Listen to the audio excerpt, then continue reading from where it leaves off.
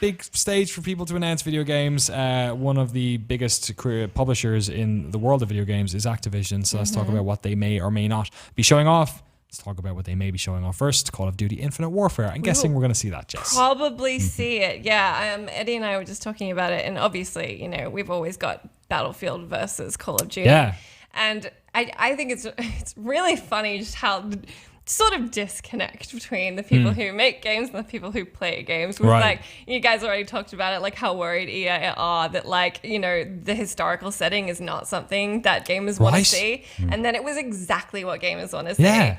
But I think, obviously they're just really aware of the fact that Call of Duty is doing sci-fi and they've got the future. And it's interesting to me, there is Call of Duty fatigue, which I think has contributed to how much people are hating on that announcement and that and there is trailer. just like there's a mob who's People out for COD in a way that... Oh, they absolutely are. But it's kind of like, the thing is, at the end of the day, they can make a really great game. They have to take advantage of that setting, though. And they have to take advantage of the stuff that EA is afraid of, which is you can do cool shit with the future that Battlefield are not going to be able to do.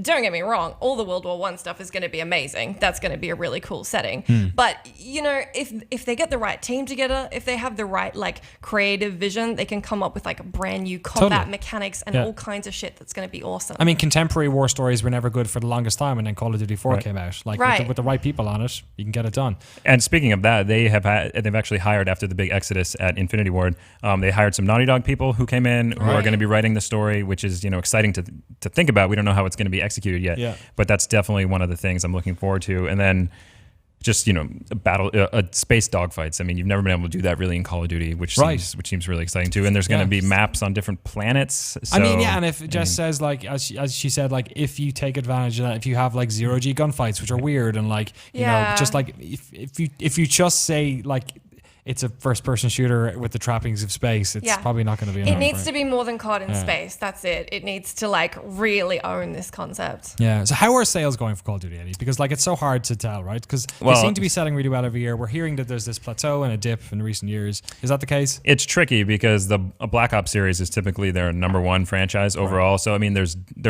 peaks and valleys every time they come out. But Infinity Ward is obviously one of the most one of the most respected, and they created Modern Warfare, obviously. So, there are high hopes for this one, certainly. And it's the first one, as of yet, they haven't announced support for last-gen consoles, too. So we don't know if that could, free them up to do more things, that, if they didn't have to think about last-gen, too. So fingers crossed. Right. Yeah. Let's jump into another big game for them, World of Warcraft, Legion.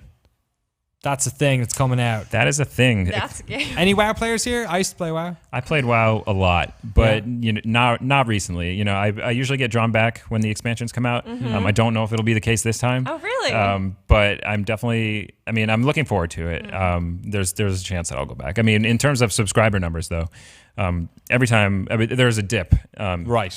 Before every new expansion comes out, and right now they are at a 9-year low, so they really need this one to kick in and really bring more people like myself back. Everyone I know who plays WoW plays it in waves. Like they pick it up for a month or two when the expansion comes out, and then subscription is cancelled again when they remember to cancel it. Yeah, exactly. Yeah. Maybe they got to push off the movie. I don't know. It's been getting weird reviews at the moment. Yeah, there's a promotion going on too, where certain theaters will give you the game and all the expansions if you go buy a movie ticket. So what was crazy. all of the expansions? Well, all the expansions now are actually free as of like a couple weeks ago. Yeah. But really? you still gotta subscribe. They want people back in. Right. Yeah. God, I'd be so butthurt if I bought them all in anticipation of... When you think about it's still obviously the number one paid MMO on the market. No one's even close. It's they're the genre defining MMO. They've been out for 10 years. But it seems like we're at a point of crossroads here. Yeah.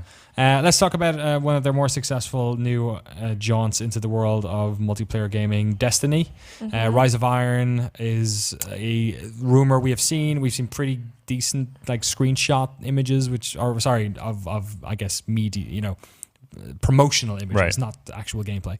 Do you think we're going to see that this year? I mean, presumably. They've talked about how they expect to fall off, and Bungie say that whenever we release a new one of these, it gets them all back on. That's the most important thing. Oh, yeah. There's going to be an announcement event this coming Thursday where they're going to talk about it. We're going to talk about what's next for Destiny, which the big, the point is to Rise of Iron.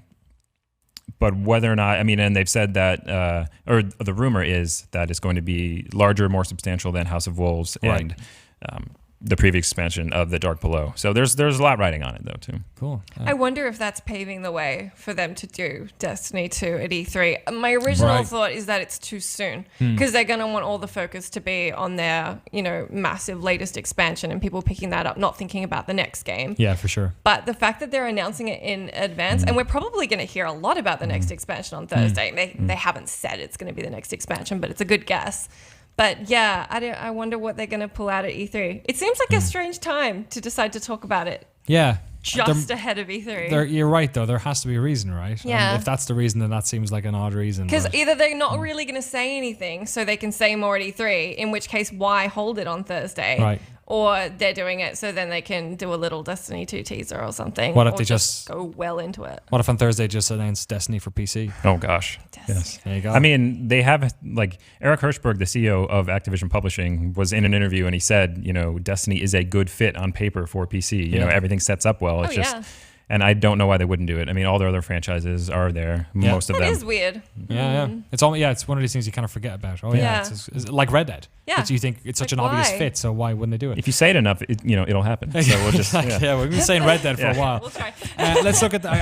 Looking at the rest of Activision's IPs, it is a big list of ifs, buts, and maybes. I mean, I can't see another Tony Hawk getting done. I'm curious to know about what might happen with Guitar Hero. Right, They've totally. said sales have fallen, they were below what they wanted, which it's not necessarily a death knell for it because maybe they had predicted too high. But at the same time, I've been playing the new Guitar Hero, and the new guitar is quite a leap from what it was, and it's not as easy to get into, which I thought was the whole appeal of Guitar Hero, was that anybody can pick up and play and be a living room rock star, but it's kind of tricky this time. I feel like it's also, we grew up with that kind of guitar, that I'm used to, and it's just getting used to buttons that are next to each other and then down the fret is why? Are we old dogs with new tricks already? Oh gosh, that's depressing. We're just old. That's the problem. What about Skylanders? I mean, Disney Infinity's fallen by the wayside. That space got real busy. It's gotta help. I mean, I think it has to help, right? Because